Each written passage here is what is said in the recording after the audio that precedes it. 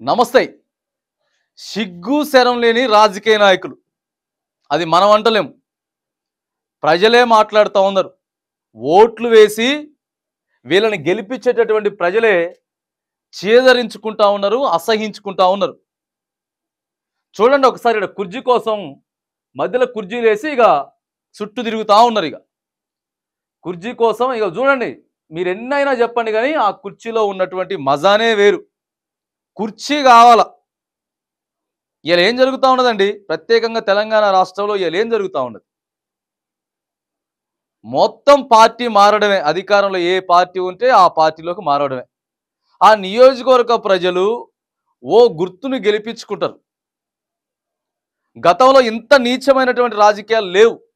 కుర్చీ కోసం, మరి పదవి కోసం ఇంత నీచమైనటువంటి రాజకీయాలు లేవు. ఓ పార్టీ సిద్ధాంతాలను, ఓ పార్టీ కట్టుబడులను నమ్ముకొని పనిచేసేది. పార్టీ కోసం మంచైనా చెడైనా పనిచేసేది. ఇవాళ అసలు ఇష్టానుసారంగా భ్రష్టు పట్టిపోతా ఉన్నాయి. టీఆర్ఎస్ పార్టీ 10 ఏళ్ళ అధికారంలో ఉంది. కాంగ్రెస్ పార్టీ మీద గెలిచిన వాళ్ళంతా కూడా మళ్ళా బీఆర్ఎస్ పార్టీలోకి వచ్చేసారు, అధికార పార్టీలోకి వచ్చారు 2014, 2018. మరి ఇలా కాంగ్రెస్ పార్టీ ఏం చెప్పింది, ఒక్కళ్ళంటే ఒక్కళ్ళని కూడా జాయిన్ చేసుకో, మాకు అవసరం లేదు అని చెప్పేసానని ఇవాళ కాంగ్రెస్లోకి వచ్చిన అధికార పార్టీ కూడా అంతే. అంటే వాళ్ళకి సిగ్గు లేదు, ఇక అంతకన్నా ఎక్కువ వీళ్ళకి సిగ్గు లేదని చెప్పి ప్రజలు మాట్లాడుకుంటా ఉన్నారు. అసలు ఇక ఓట్లు, అందుకే ఓటింగ్ పర్సంటేజ్ తగ్గుతుంది. ఓటింగ్ శాతం ఎందుకు తగ్గుతాం అనుకుంటున్నారు? ఓటింగ్ పర్సంటేజ్ ఎట్లా నమోదైతుంది, అసలు హైదరాబాద్లో అయితే అసలు ఓటేయడానికి కూడా ఇష్టపడట్లేదు ప్రజలు. హైదరాబాద్లో ఓటేయడానికి ఇష్టపడట్లేదు. ఎందుకు వేస్తారండి మరి? ఈ రకమైన రాజకీయాలు, నీచపు రాజకీయాలు చేస్తూ ఉంటే ఇంకా దరిద్రం ఏంటంటే, ఈ వారం 10 రోజులల్లా గద్వాల్ ఎమ్మెల్యే రామకృష్ణారెడ్డి, కృష్ణమోహన్ రెడ్డి ఉంది, కృష్ణమోహన్ రెడ్డి గద్వాల్ ఎమ్మెల్యే ఫస్ట్ ఆయన బీఆర్ఎస్లో గెలిచిండు. బీఆర్ఎస్ నుంచి కాంగ్రెస్లోకి వచ్చిండు. కాంగ్రెస్ ఇక అధ్యాత్మ అని చెప్పి కాంగ్రెస్లోకి వచ్చిండు 12 రోజుల తర్వాత, 14 రోజుల తర్వాత. మళ్ళా 1-2 రోజులు కాంగ్రెస్ పార్టీలో ఉండి మళ్ళా ఇవాళ పొద్దుటిల్లి మళ్ళా కాంగ్రెస్ పార్టీ అంటాడు. బీఆర్ఎస్ నుంచి కాంగ్రెస్, కాంగ్రెస్ నుంచి బీఆర్ఎస్, మళ్ళా ఇప్పుడు మంత్రి జూపల్లి కృష్ణారావు పోయి భోజనం నిలిపించుకుంటే యాడికి ఇవ్వలేదే బాబు, మా పార్టీలో ఉన్నాడు అని చెప్తాడు. అంటే గద్వాల్ నియోజకవర్గ ప్రజల పరిస్థితి ఏంటిదండి? అంటే వాళ్ళు పిచ్చోళ్ళా? గద్వాల్ నియోజకవర్గ ప్రజలు పిచ్చోళ్ళా ఎట్లా?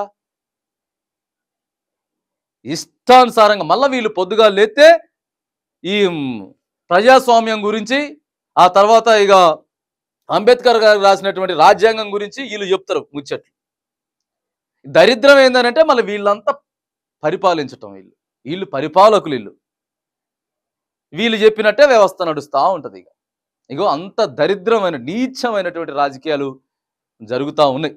మరి వీటి మీద చట్టాలు లేవు, యాక్షన్లు లేవు, ఫిరాయింపులు. ఓ పార్టీ నుంచి ఇంకో పార్టీకి పోయిండు అని అంటే మాత్రానికి సస్పెన్షన్ చేయాల్సిందే. వేటు వేసి మళ్ళొక 2 టర్మ్స్, ఓ 10 ఏళ్ళు ఎమ్మెల్యేగా పోటీ చేసే అవకాశం ఉండదని చెప్తే మాత్రానికి అప్పుడు ఏడ గెలిచిర్రో ఆడే సైలెంట్గా కూర్చొని ఉంటారు. లేకపోతే ఈ పార్టీలు మారటం, ఓట్లేసిన ప్రజల్ని పిచ్చోళ్ళని చేయటం, వీళ్ళే కుర్చీల కోసం, లేకపోతే పైసల కోసం, ఆస్తుల కోసం ఇంత దరిద్రపు రాజకీయాలు జరుగుతూ ఉన్నాయి. ఇంత దరిద్రమైనటువంటి రాజకీయాలు మరి తెలంగాణ రాష్ట్రంలో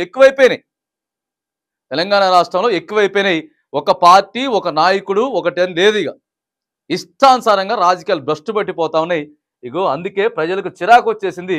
చేదరించుకుంటున్నట్టు మాత్రానికి ప్రతి గ్రామంలో కూడా ఇవాళ తెలంగాణ రాష్ట్రంలో వీటి గురించే, ఈ నీచపు రాజకీయాల గురించే చర్చ జరుగుతూ ఉంది.